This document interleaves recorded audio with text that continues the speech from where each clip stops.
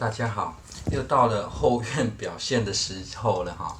趁着菜价高涨的时间呢，尝试一下一个月后院能种出多少菜啊？一个月后呢，刚好可以拿来当做季节转换时所需要的菜了。让后院就转变成采收区哈，而将重心移转到前院去啊。由于在前几年呢，就已经出现高温时间变长的现象了，很多原本9月就可以种植的菜呢，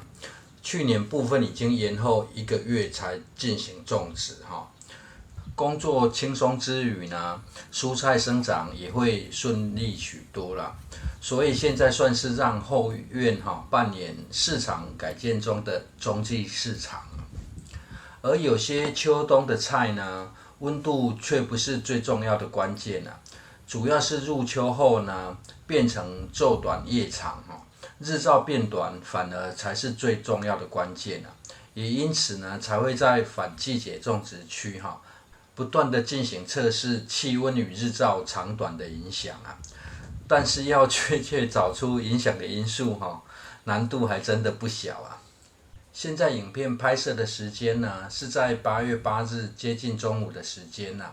前院屋子正在进行重拉电线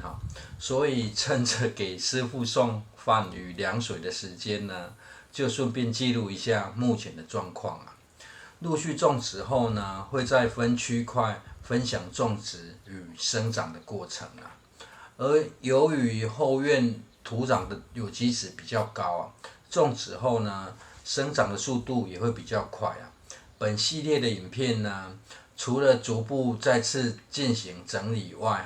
也会尽可能的挤压出种植空间因为目标是在1个月内呢，挤出10几道菜混合种植与懒人种植法呢，则是主要的方法虽然有点难度但是有具体的目标之后呢，也会比较有趣观看影片的同时呢，大家也可以顺道观看一下种植空间可以从哪里挤出来种植前呢，多点规划与安排呢，也算是自找乐趣的方法现在就直接从不设防的开放入口做起地面走道上的砖头已经先翻起清除杂草之后又重铺上去了。一旁仿照原生土的位置呢，也种了2颗灯笼果别种得太密集的话，还是有造型的效果啦。暂时就帮忙扮演一下入口印象的角色啦。现在要针对角落的七里香做大步修剪修剪的目的呢，在于养出茎部外呢，也避免影响到进出的便利性这株七里香的未来呢，因为生长的空间受限拉高简化种植或是保留再次移植的未来性因此呢，就不用急着进行细部修剪只要把未来没有生长空间的枝叶修剪掉即可而若是自觉很有艺术天分也是可以利用铝线雕塑出自己想要的造型七里香很耐修剪的特性呢，也算是很好把玩的树种接下来顺道进行一下降草作业这位置下方因为有水管经过所以当初就没有挖地铺设砖头而这些土壤呢，因为常年顶多长草看起来就像天然良成的肥沃黑土当然得趁机先收集起来可以减少土稻用时方恨少的憾事发生而经过长时间的观察呢，由于后院地势比较高，不会有积水的现象不把土挖太深，进行铺设后呢，水一样可以快速退下另外有个心得分享因为家庭种植的环境调整与一般大面积种植有很大的差异一来没有专业的工具，再者时间更是有限